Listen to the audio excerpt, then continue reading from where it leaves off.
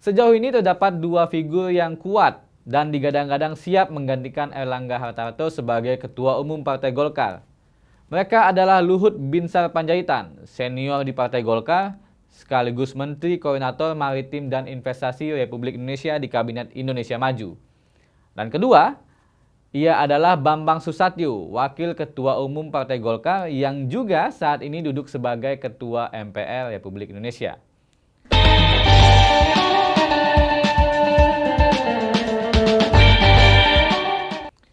Virus bingung yang dipopulerkan oleh Aldi Taher belakangan ini tampaknya akan menjangkiti Partai Golkar.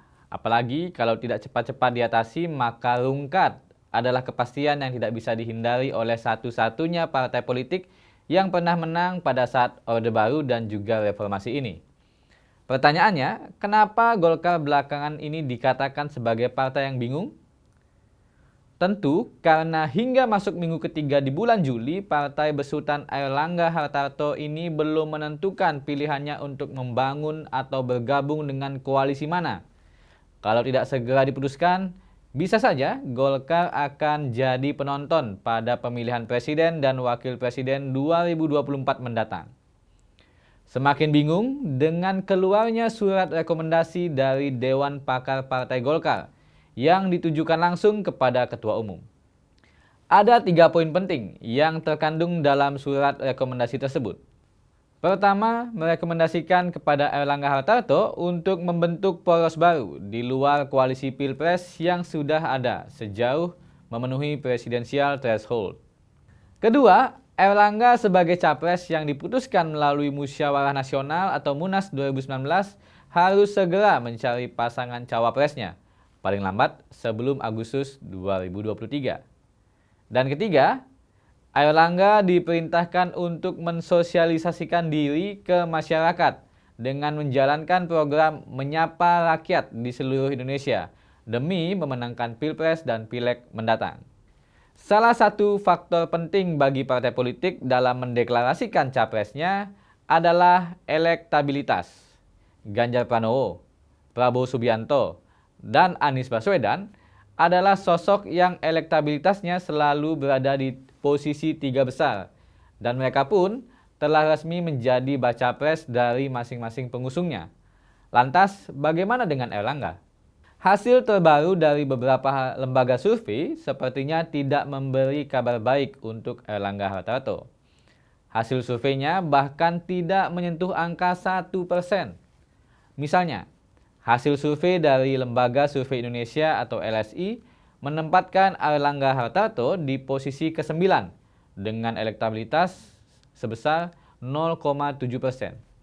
Di lembaga survei yang sama, Erlangga bahkan hanya memperoleh 1,6% di posisi cawapres, kalah dengan Ridwan Kamil dengan persentase 19,5%, Sandiaga Uno dengan 14,4% dan juga AHY 11,6%.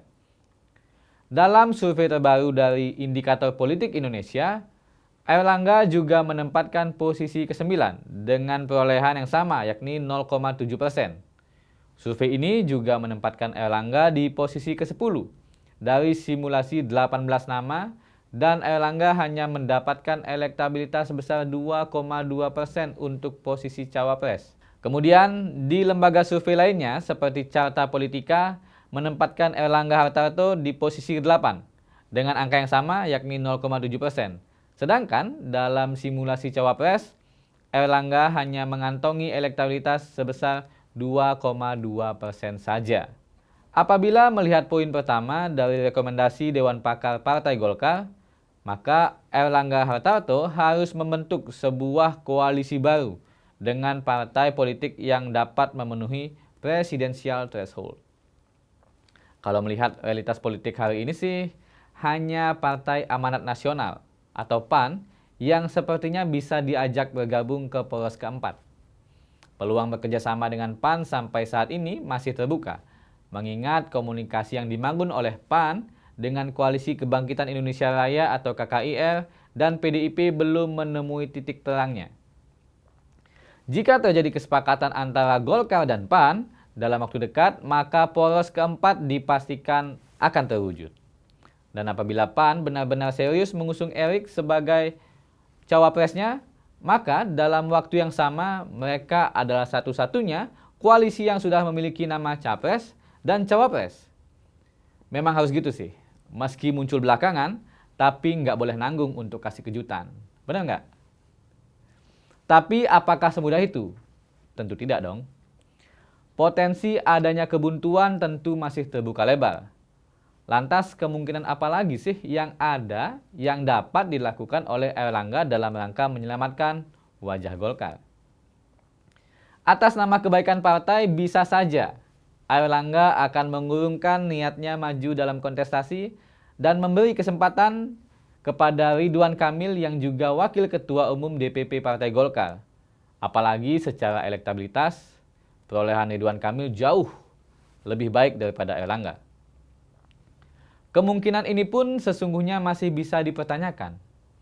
Apakah Golkar rela melepaskan peluang untuk menempatkan Ridwan Kamil sebagai Jabar 1 untuk periode kedua?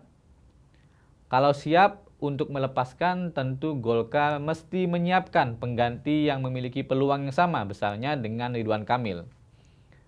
Potensi tersebut sejatinya ada di sosok Deddy Mulyadi. Sayangnya, Deddy Mulyadi telah memutuskan untuk pindah partai, yakni pindah ke Partai Gerindra.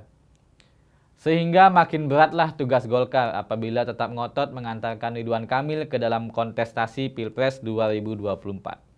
Nah, jika Airlangga gagal membentuk poros baru dengan dirinya sebagai capres, juga gagal untuk mengusung Ridwan Kamil sebagai salah satu kontestan dalam Pilpres 2024, sekaligus menyiapkan pengganti Ridwan Kamil untuk bertarung di Jawa Barat, kira-kira kemungkinan apa lagi yang akan terjadi selanjutnya? Kemungkinan yang terlintas dalam pikiran saya adalah Partai Golkar akan melaksanakan Munaslup dan kemudian menggeser Airlangga Hartarto dari kursi Ketua Umum Partai Golkar. Sejauh ini terdapat dua figur yang kuat dan digadang-gadang siap menggantikan Airlangga Hartarto sebagai Ketua Umum Partai Golkar.